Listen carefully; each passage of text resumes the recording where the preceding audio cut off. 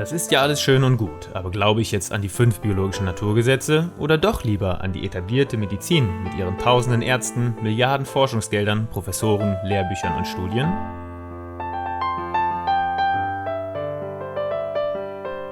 In diesem letzten Teil sehen wir uns an, wie diverse Möglichkeiten zur Überprüfung der 5BN aussehen. Hilfestellungen zur weiteren Vertiefung des Themas schließen die Serie ab und zeigen auf, wie es im Anschluss weitergehen könnte. In der bisherigen Medizin hatte man als Betroffener keine Möglichkeit, die Theorien der Schulmedizin im eigenen Fall zu prüfen, da es sich alles im unsichtbaren und zufälligen Bereich abzuspielen scheint.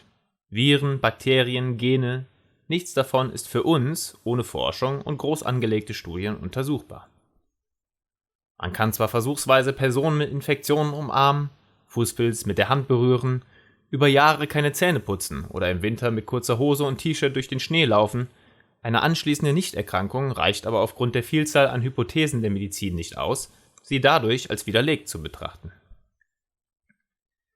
Die neue Medizin hingegen bietet nach einer überschaubaren Einarbeitungszeit viele Ansätze zur eigenen Überprüfung, die auch gleichzeitig einige der gravierenden Vorteile zum bisherigen schulmedizinischen Modell zeigen.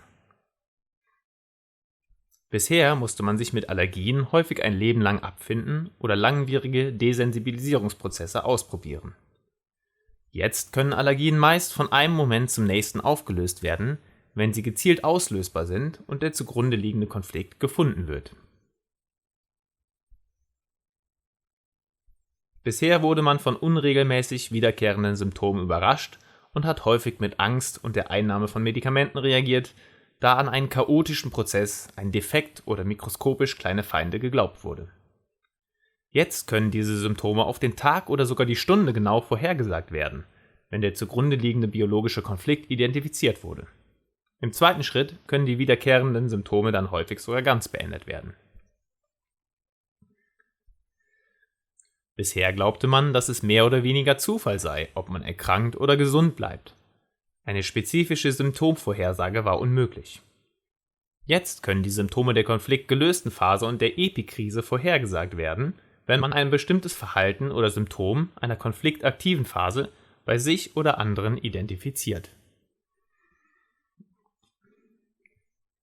Bisher sprach man bei besonders starken, plötzlichen Symptomen davon, dass es einen übel erwischt hat, also man ganz großes Pech hatte und zugleich mit Hilfe eines Arztes, Medikamenten und anderen Maßnahmen die Gesundheit wiederherstellen musste.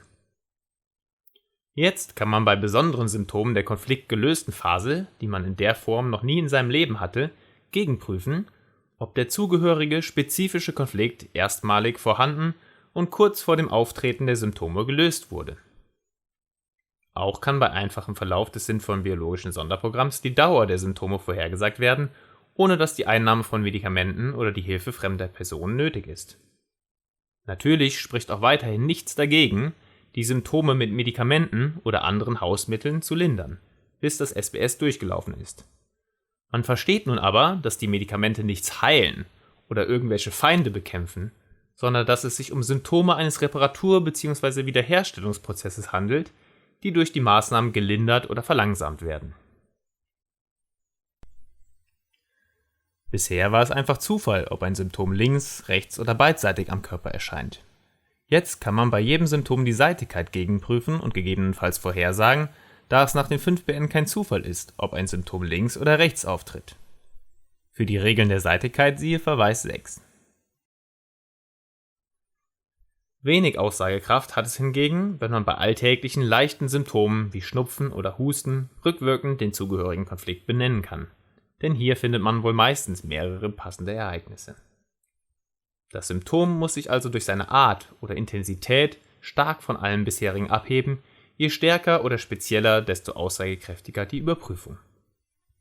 Reale Beispiele zu all diesen Möglichkeiten können wir uns in den folgenden Praxisteilen anschauen, die an verschiedensten Symptomen ein mögliches Vorgehen mit Kenntnis der 5BN aufzeigen und so eine gute Hilfestellung zum eigenen Start geben können.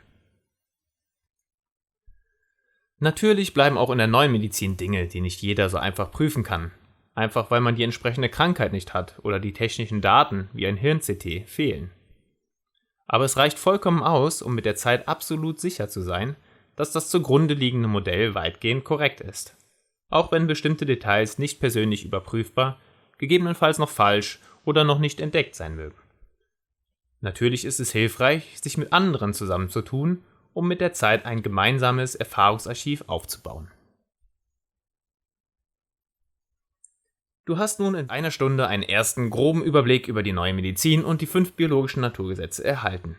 Natürlich werden viele Fragen aufgekommen sein, die noch unbeantwortet sind, und eine weitere Vertiefung ist nötig, um eine solide Überprüfung durchführen zu können.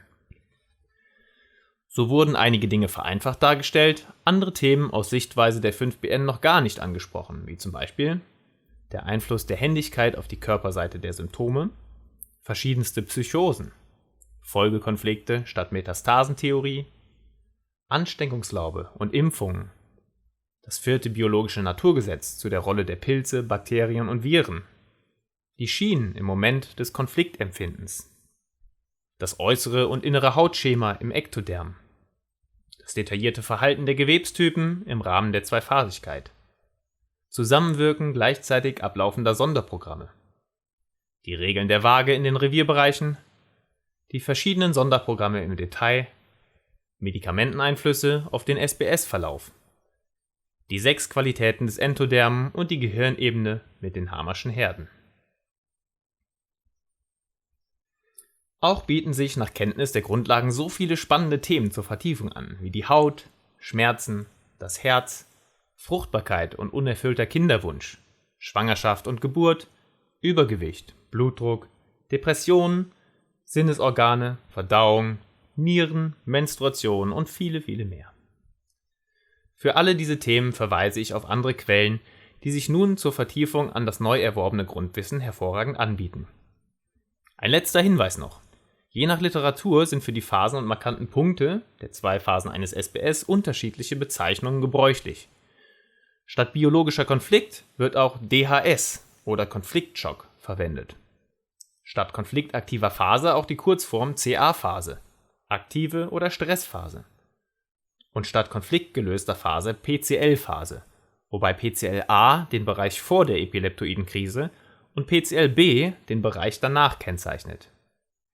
Auch werden Begriffe wie Reparaturphase oder ganz irreführend Heilungsphase verwendet, was noch aus der bisherigen Krankheitsvorstellung resultierte und ein falscher Begriff ist.